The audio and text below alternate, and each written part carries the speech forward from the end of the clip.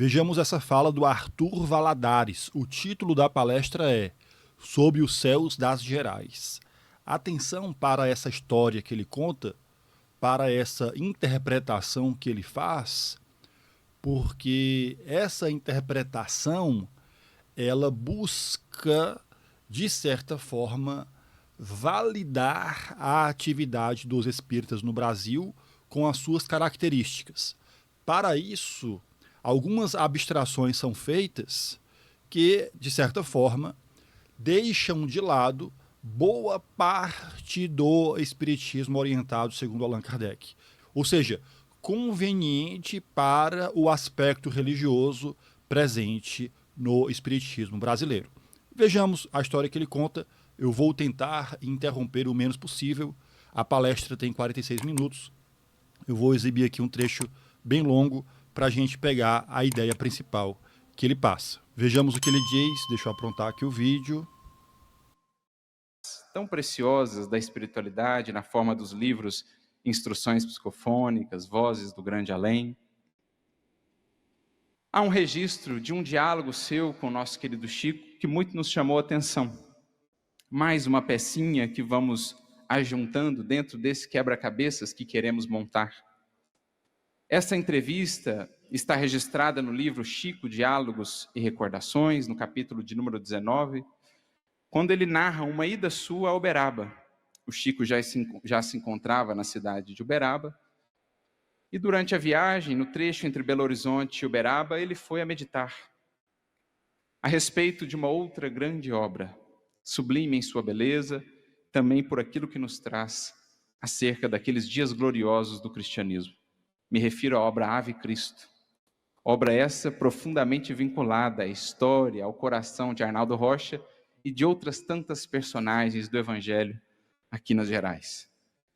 Diz ele então que ao relembrar da obra, de todos os acontecimentos, como sabemos, ele é o próprio Tassiano do livro Ave Cristo, diz ele que sentiu reviver em si as lutas de outros tempos, o espinho na carne, aquele mesmo descrito por Paulo, aquele que sentimos em nós, uma vez que tocados pela luz do Cristo, por ele ansiamos, mas ainda nos vemos tantas vezes frágeis, hesitantes, oscilantes, em levar a cabo todas as consequências do seu convite e do seu programa. Amamos profundamente Jesus, ansiamos por ele, pelo manancial do seu amor. No entanto, às vezes ainda optamos por aquilo que nos afasta, por aquilo que nos faz tropeçar. É isso que Paulo tenta descrever na sua carta, é isso que todos os grandes nomes do cristianismo intentaram nos transmitir. Uma vez tocados pela luz do Evangelho, dentro de nós inaugura-se um campo de batalha, a que Paulo também denominaria o bom combate do Espírito. O que éramos e o que almejamos ser. A nova criatura e a antiga que ainda persiste em existir. O chamado do Cristo que nos chama aos altiplanos da espiritualidade e as amarras que ainda nos prendem, que ainda nos colam ao chão duro deste mundo. É o combate que travaremos até que um dia de fato consigamos nos governar. Até que um dia de fato o Espírito triunfe sobre a matéria. O amor triunfe sobre todas as nossas paixões. Ele sente então esse espinho na carne mais uma vez. Afinal de contas, estava lá, naqueles idos gloriosos do cristianismo. Seu pai espiritual, Quinto Varro, o amparou de tantas maneiras, com tanta solicitude, com tanto amor, e ele ainda se via às voltas, com as suas lutas internas, com as suas questões. Então, chegando em Uberaba, estavam ali a conversar, o Chico fazendo a separação das correspondências que ele fazia, eram inúmeras as correspondências. Mais de um dos amigos, daqueles que eram mais próximos ao Chico, mencionava que às vezes ele só ia tocando cada uma das correspondências e com isso já conseguia analisar o teor de cada uma delas, separando-as devidamente. E o Chico estava nesse trabalho, nesse ministério, o Arnaldo Rocha falando, colocando a prosa em dia, como se diz, até que em um determinado momento relembrando aquelas reflexões durante a viagem, ele cai numa espécie de silêncio. Fica mais meditativo, reflexivo. O Chico, então, aproveita a ocasião e, naquele seu bom humor característico, diz, então, que foi, Naldinho? Acabou a saliva? E é então que o Arnaldo Rocha lhe diz, não, Chico, é que eu estou meditativo aqui a respeito de algo em que eu vinha pensando durante a viagem. Refiro-me à obra Ave Cristo.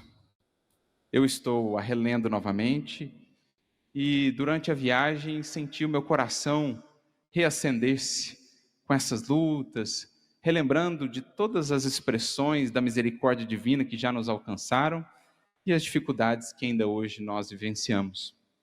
Mas, digo mais, eu vinha pensando também, Chico, na igreja de João Evangelista, lá de Lyon, das Gálias Lugdunenses, e fiquei a pensar comigo que o trabalho desenvolvido naquela igreja não pode ter se findado. Em algum lugar nesse infinito de meu Deus, deve existir uma continuação do labor efetuado lá naqueles dias gloriosos dos primeiros séculos do cristianismo. Então ele traz essa indagação, apresenta essa curiosidade ao Chico, que então haveria de lhe responder, estou aqui com um amigo espiritual que outorga, que me dá a autorização de dizer que o que você captou por intuição é verdadeiro. E que essa mesma agremiação espiritual, Naldinho, aquela que esteve envolvida com o trabalho lá na igreja de João Evangelista, nas Gálias Lugdunenses, lá daqueles séculos longevos, essa agremiação recebeu também a incumbência dos altiplanos superiores de preparar a mesma Lyon do século XIX, que receberia em seu solo, salpicado pelo sangue dos mártires do Evangelho, o apóstolo fiel Allan Kardec. Então veja só a pista que nos é dada. Mais uma vez, aquilo que comentávamos, existem laços, existem vínculos, há um fio condutor que parte do coração de Jesus e que reúne ao longo dos séculos um sem número de outros corações, vidas, experiências, circunstâncias dentro desse projeto sublime do Evangelho. Para que em todos os tempos tivéssemos nós momentos de revivescência dessa mensagem em seu caráter mais essencial e mais puro. Espíritos que assumiram esse compromisso de há muito e que voltam com uma certa frequência numa família que vai naturalmente se ampliando ao longo dos séculos para que essa chama nunca venha se apagar dos horizontes humanos. Por mais que no cristianismo tenhamos muitos de nós colaborado com desvios, com o acréscimo de determinados aspectos, interesses que longe estão daquilo que é o Evangelho em seu cerne, em todos os tempos o Senhor, por meio de emissários fiéis, de cooperadores de boa vontade, embora ainda não sublimados, tem buscado e tem conseguido reacender essa chama. Mas existem momentos mais específicos. Existem momentos mais marcantes no que tange a esse revivecimento do Evangelho. Como não nos recordarmos aqui, por exemplo, de um Francisco de Assis. Como não nos recordarmos daqueles séculos iniciais, após a partida do Mestre, em que essa chama esteve assim, tão acesa, tão luminosa, a ponto de vencer os séculos e seguir nos alcançando ainda hoje. Mas não poderíamos deixar de mencionar os tempos do Consolador. E claro, há todo um simbolismo no fato de Kardec ali ter nascido. Embora não tenha vivido em Lyon, ele vive numa cidade próxima, passa ali a sua infância, chamada Bourg-en-Bresse, uma espécie de distrito, em verdade, mas ali ele nasceu.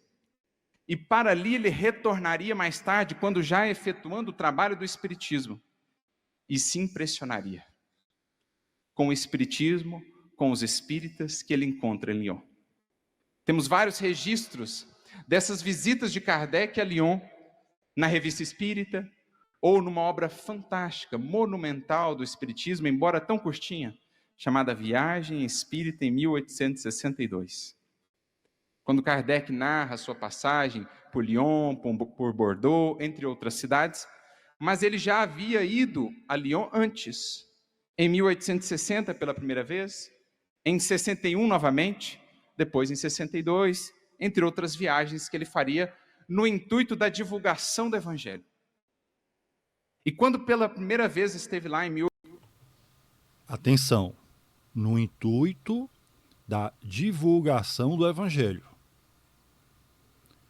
Daqui em diante eu começo a fazer alguns comentários, sempre ressaltando isto que é colocado, que é bastante frequente, essa abstração relativa ao Evangelho. Abstração essa que mascara o espiritismo prático a partir do seu campo experimental e das suas consequências filosóficas.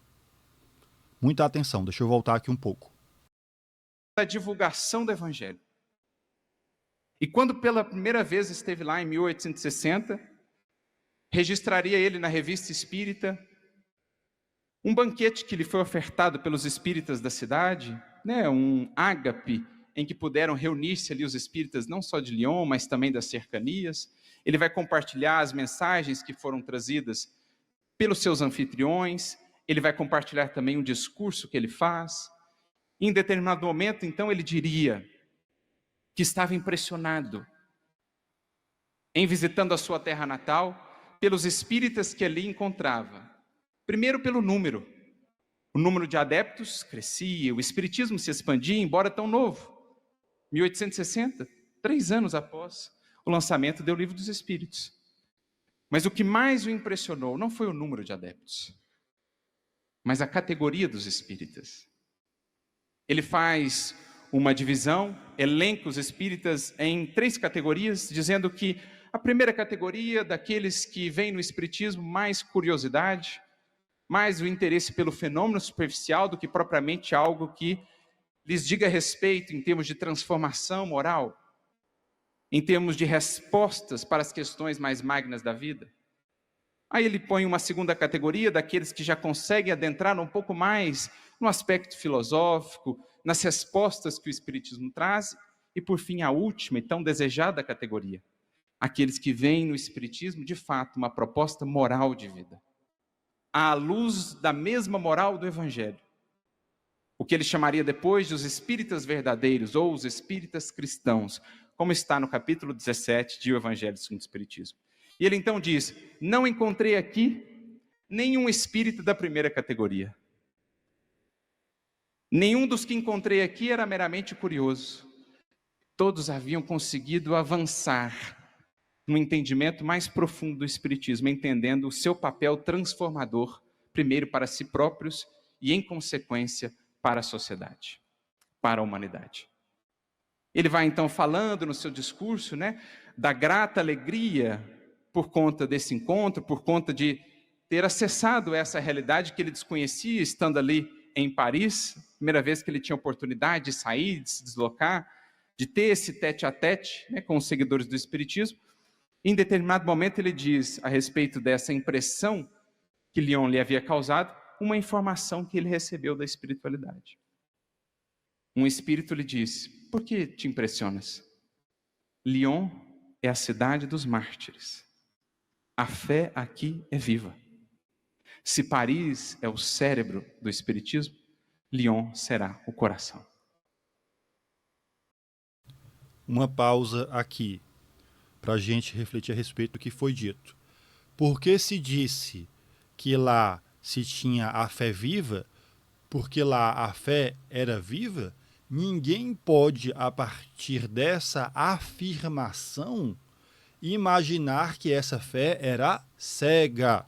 Ou seja, ninguém vai considerar que, porque aqueles espíritas tinham compreendido as consequências morais do espiritismo, eles estariam isentos ou se dedicavam muito pouco, em razão dessa suposta isenção, a aspectos práticos relativos à doutrina. Até porque aqueles espíritas tinham por inspiração os trabalhos de Allan Kardec desenvolvidos na Sociedade Parisiense de Estudos Espíritas. De maneira que nós também não podemos inferir a partir disso que na Sociedade Parisiense de Estudos Espíritas não havia uma dedicação às consequências morais do Espiritismo, beleza?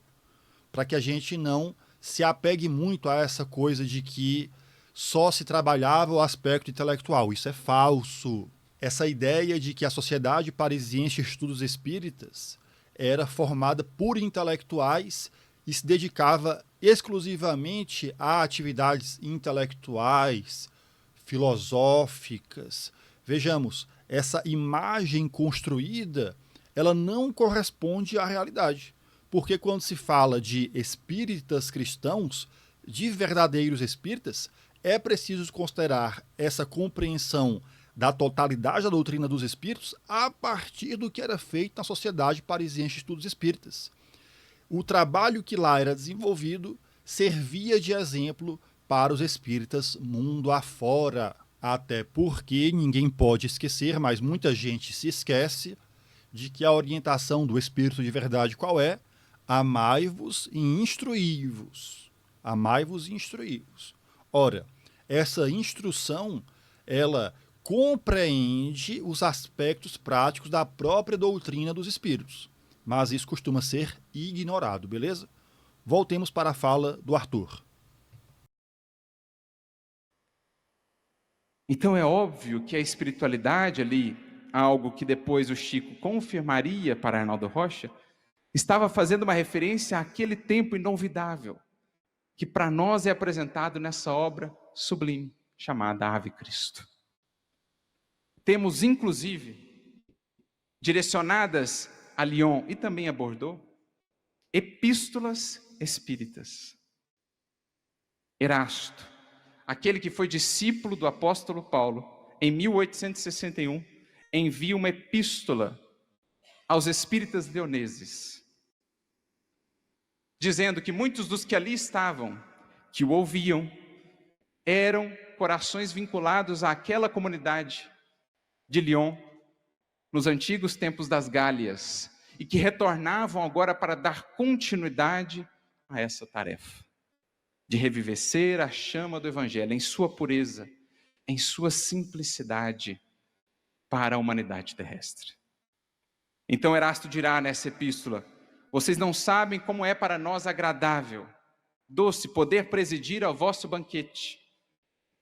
Banquete de simplicidade, onde artesãos e ricos se acotovelam, brindando juntos a fraternidade universal. Essa característica do espiritismo que Kardec vê em Lyon o marca profundamente. Ele vê em Lyon, mas essa não é uma característica exclusiva de lá. Porque, como nós vamos encontrar na Revista Espírita, Kardec vai dizer: aqui senta lado a lado o nobre e o proletário. Beleza? Então essa não é uma característica exclusiva de lá. Atenção. Um espiritismo que desconhece distinções sociais. Um espiritismo que desconhece rótulos humanos ou materiais. Um espiritismo que está centrado na simplicidade, no afeto, no carinho, no amor. É disso que Erasto vai tratar na sua epístola. É isso que Kardec vai exaltar ao falar do espiritismo em Lyon. É isso o que o Erasto coloca, mas não só isso. Muita atenção. Dentre os vários conselhos dados pelo Erasto, nessas cartas dirigidas a esses espíritas de Lyon, há um aspecto muito importante que deve ser ressaltado. Erasto dá diretamente vários conselhos que nós já encontramos em O Livro dos Médiuns relativos ao espiritismo prático, relativos ao estudo das comunicações, relativo ao controle universal do ensino dos espíritos, de maneira que aqueles espíritas recebem diretamente orientações a fim de que mais vale rejeitar 10 verdades do que aceitar uma só mentira. Essa orientação de Erasto é repetida diretamente para os espíritas de Lyon.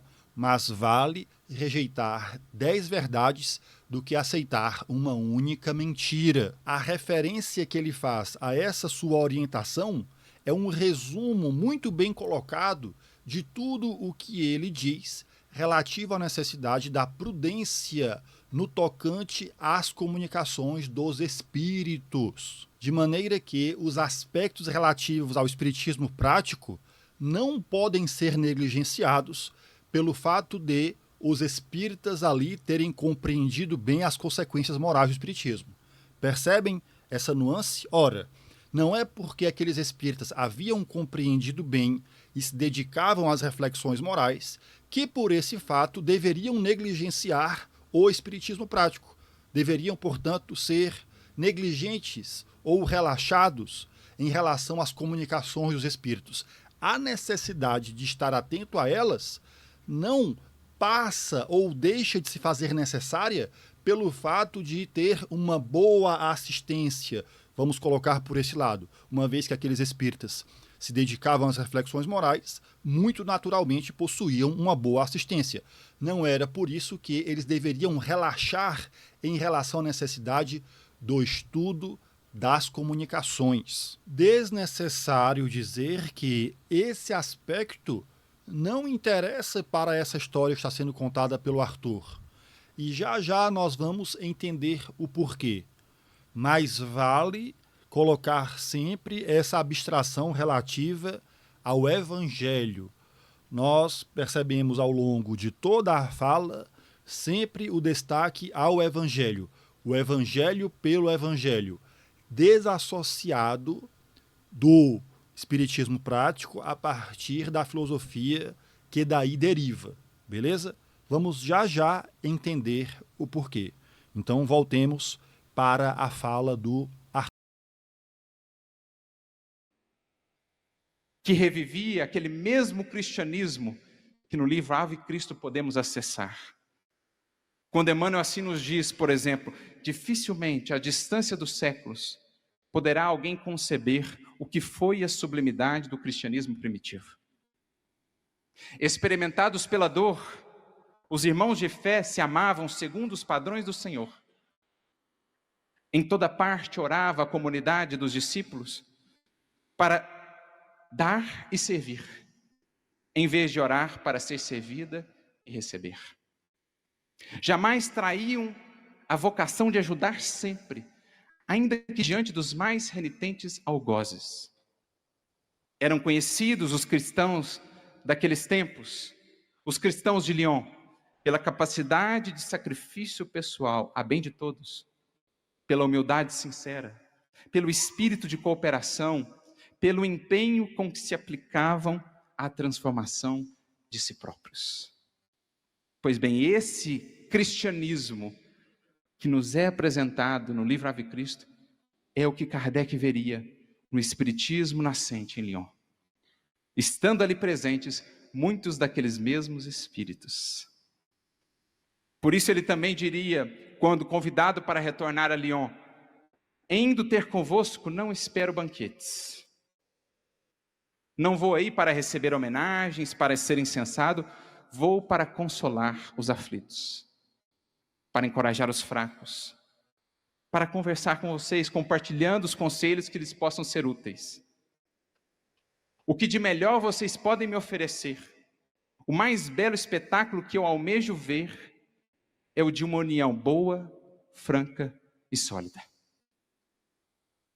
E os termos afetuosos do vosso convite para mim, porque ele havia recebido 500 assinaturas dos espíritas de Lyon para que ele voltasse até lá.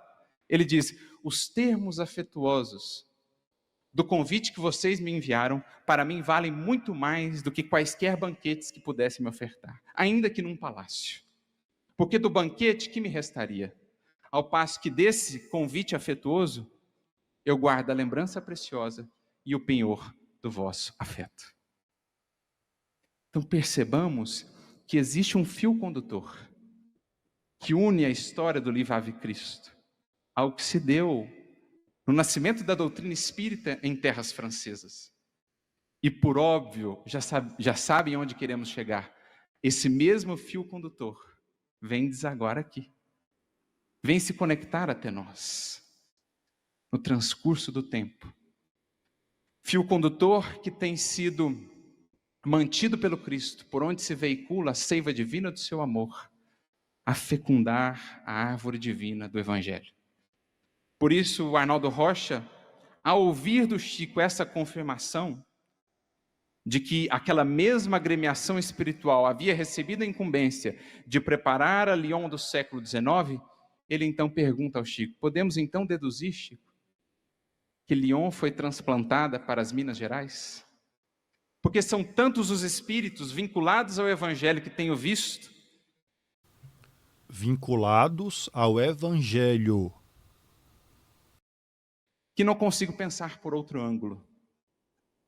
Ao que então Chico lhe responde: mais uma vez, Naldinho, a tua intuição conseguiu captar bem que é o panorama espiritual desse projeto. Está aqui presente Pedro de Alcântara, seu pai espiritual, o próprio Quinto Var, que lhe confirma que sim, esse é o projeto.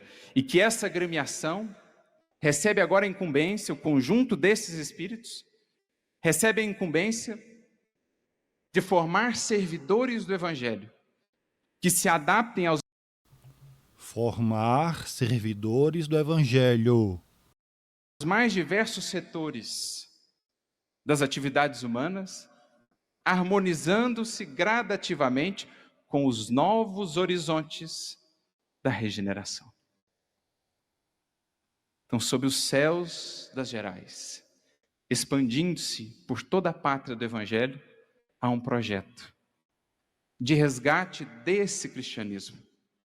O mesmo que vimos lá em Lyon, o mesmo que nos faria remontar à figura inolvidável do apóstolo Paulo, que esteve por aí, que esteve lá a falar do livro Paulo Estevão, na convivência com Emmanuel, com Ney Lúcio. Ele que havia sido também profundamente marcado por sua primeira experiência, agora de fato como discípulo em uma reunião cristã. Ele havia conhecido as reuniões na Casa do Caminho, mas ainda não na condição de seguidor, de discípulo. Após a sua conversão em Damasco. Então vejamos, eu acho que até aqui deu para a gente ter uma ideia do ponto principal. Daí em diante, ele segue fazendo referência a histórias de Paulo, depois de Chico. Mas o que foi que nós vimos? Essa associação a partir da ideia que Minas seria, então, a Lyon transplantada. Aliás, deixa eu seguir porque adiante ele vai colocar isso de uma forma mais clara. Eu não vou pausar agora não, vamos lá, deixa eu seguir adiante. A sua primeira experiência se dá ali, naquela singela comunidade, em que Ananias presidia a noite de reflexões em torno de uma singela mesa, as pessoas, as mais simples ali reunidas, depois do dia árduo de trabalho, abre-se os pergaminhos, respingam-se determinadas falas de Jesus, o comentário de Ananias, depois a imposição de mãos, ao final era servido pão, também água, e Paulo reflete para consigo, ao comer aquele pão singelo, que ele tinha o sabor da fraternidade universal. Aquela água que ele bebia, a sentia oriunda do próprio manancial do coração de Jesus. Os corações que ali se reuniam, todos eles muito simples, vibram por ele, pelo seu futuro, pela nova estrada que para ele agora se iniciava, e aquilo toca profundamente, porque até então ele não conhecia relações que não fossem assim tão baseadas nos interesses humanos, nos rótulos, nas convenções. Aqueles corações não tinham nada de material a lhe dar, também não tinham nenhum interesse em relação à sua pessoa, não pensavam no Saulo, o grande e prestigioso orador, o homem importante do Sinédrio, não. Viam nele simplesmente um irmão. E deram-lhe tudo, porque deram-lhe o coração, na forma daquelas orações. Diz Emmanuel então, aquelas pessoas, aquela simplicidade, arrebataram-lhe a alma. Aquilo moldou toda a tarefa do apóstolo Paulo e o fez entender pela primeira vez aquela palavra que eles utilizavam entre si, os cristãos, de irmãos. Ele pôde ali entender que nos genuínos círculos do cristianismo, A amizade é diferente de tudo que ele já havia visto até então, porque essa é a alma do Evangelho. A essência do Evangelho, que aqui buscou se resgatar, por meio de um livro como Paulo Estevão, por meio de um livro como Ave Cristo, pela vivência que aqui foi apresentada entre essas serras e sob esses céus, um cristianismo, um espiritismo enquanto cristianismo redivivo, muito baseado na simplicidade, no afeto, no carinho, nessa amizade profunda e verdadeira de almas que efetivamente comungam entre si sob as bênçãos do Senhor. Por isso esses corações por detrás desse projeto, por isso esse fio condutor que faz nos ligar esses pontos, Paulo em Damasco, a igreja de Lyon nas Galhas Antigas, Kardec a visitar os espíritas lioneses, os trabalhos, as atividades do Evangelho nas terras dos Gerais, expandindo-se. Deixa eu voltar aqui para pegar de novo. Os trabalhos, as atividades do Evangelho nas terras dos Gerais, expandindo-se para a pátria do Evangelho. Por isso, em outra mensagem, no mesmo livro já citado, Sementeira de Luz, Neio Lúcio nos dirá, agora em 1º de abril de 1941, ele diz assim: na esfera de instrução evangélica em que permanecemos, na recomposição espiritual de acontecimentos que pareciam perdidos no espaço e no tempo, ou seja, na esfera em que eles estavam de instrução evangélica, o agrupamento do qual ele fazia parte, Emmanuel, entre tantos outros, tinha o objetivo de nos resgatar, reconectar com esses acontecimentos, com esse cristianismo, para que ele não se perdesse, para que em tempos de um cristianismo muitas vezes misturado a interesses, a status, à mídia, às grandezas do mundo, não nos esquecêssemos dessa proposta central. Recebemos grandes impulsos com a revelação de quadros sublimes e imprevistos. Então, se nós, por meio das obras, somos projetados a esses quadros, mergulhamos, imergimos nessa obra que nos faz voltar no tempo, imaginemos os espíritos desencarnados, que podem, de fato, vivenciar aqueles tempos, com os sentidos tão mais ampliados. De cada vez, prossegue ele, um certo número de personagens chega até nós, projetando o passado em figuras de indefinível beleza. Emmanuel mesmo chegaria a dizer que quando ele inicia esse projeto, foi buscado por tantos espíritos que gostariam de falar, de dar o seu testemunho a respeito de Paulo, que se fosse colocar tudo isso na obra, não chegaria a encerrá-la, não chegaria a concluí-la. E Neio Lúcio prossegue dizendo, recebemos tantas visitas daqueles mesmos que fizeram parte de tudo isso. Numa dessas demonstrações do plano espiritual, vimos a gloriosa entidade de Barnabé, fornecendo-nos detalhes da grande excursão dos apóstolos na Ásia Menor. Então não foi só Paulo que visitou esse grupamento, que esteve por trás desse projeto. Também Barnabé que esteve, contando o seu relato pessoal de como foram aquelas jornadas com Paulo. Neio Lúcio chega aqui a dizer, o seu relato é para trazer bom ânimo para todo trabalhador mais pessimista do Evangelho, porque as lutas de outrora não encontram paralelo com as lutas de hoje. Então, para animar todo mundo, nos enviaram Barnabé, para que a gente visse a dimensão do que esses corações realizaram. E mais à frente, ele acrescenta, vocês leem, imaginam, nós aprendemos e recapitulamos. E o exemplo a ser aproveitado por nós outros é de um valor inenarrável. Sinto-me bastante satisfeito por vocês haverem cooperado na transmissão desse grande estudo do apóstolo Tarsense. Um dia hão de reconhecer que isso não é eventual, que tem seus profundos motivos de ser. É desses bastidores que falamos. É desse projeto de cristianismo que a espiritualidade quer nos fazer conhecer. Esse é o compromisso do Evangelho, que começa nas Gerais, Nas Gerais, coração do Brasil. No Brasil, coração do mundo. Coração do mundo, pátria do Evangelho. Por detrás de vidas como a do Chico, como a de um Eurípides Barçanufo, como a de um Loreto Flores, como a de um Jerônimo Mendonça, como a de tantos outros que por aqui têm passado, e também corações que se expandiram nos mais diversos rincões dessa pátria, está esse investimento de luz que espera contar no mundo com aqueles que entendam que cristianismo em essência é isso. Não precisamos de muitos recursos, não precisamos de muitas luzes ou brilhos falsos do mundo.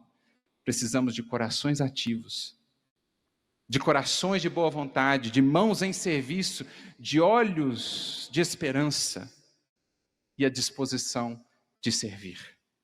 Porque foi esse o entorno que o nosso querido Chico encontrou para iniciar a sua tarefa, para desenvolvê-la, tanto aqui em Pedro Leopoldo, como em Uberaba, e em tudo aquilo que fez posteriormente.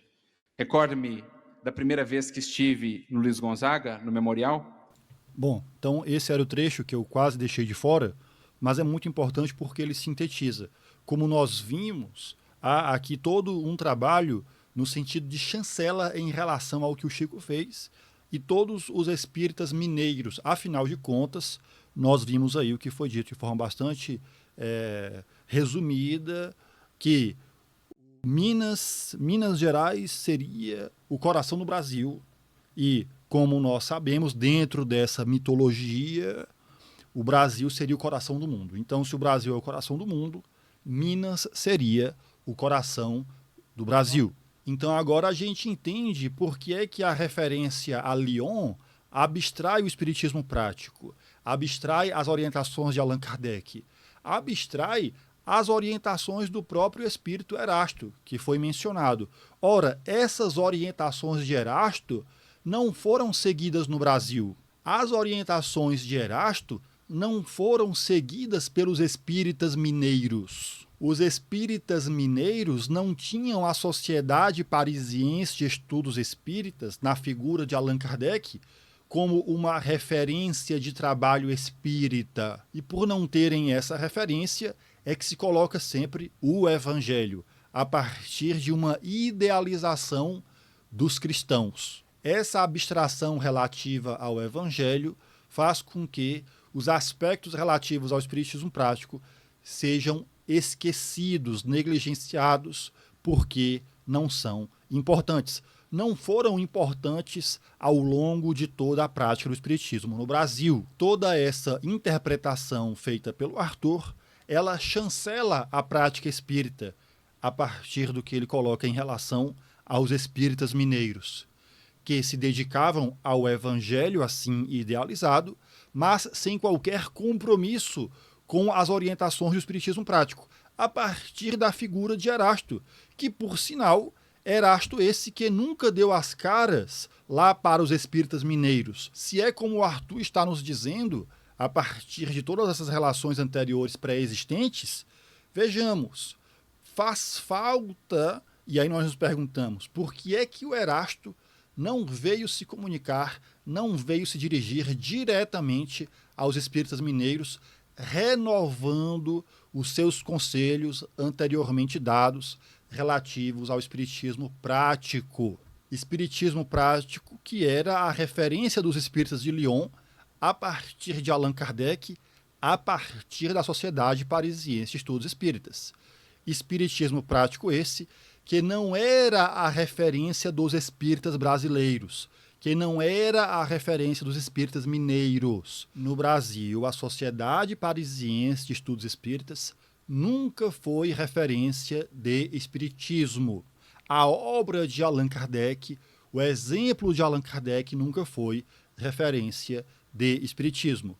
Uma vez que não era a referência, a gente passa a se questionar. Se Erasto tivesse se comunicado, se dirigido aos espíritas mineiros, ele teria sido escutado? Essa é uma questão que eu deixo para vocês. A partir de tudo que foi exposto, nós encerramos por aqui, pedindo que você curta esse vídeo, que você se inscreva no canal, que você compartilhe esse vídeo com outras pessoas. É isso, até uma próxima. Valeu!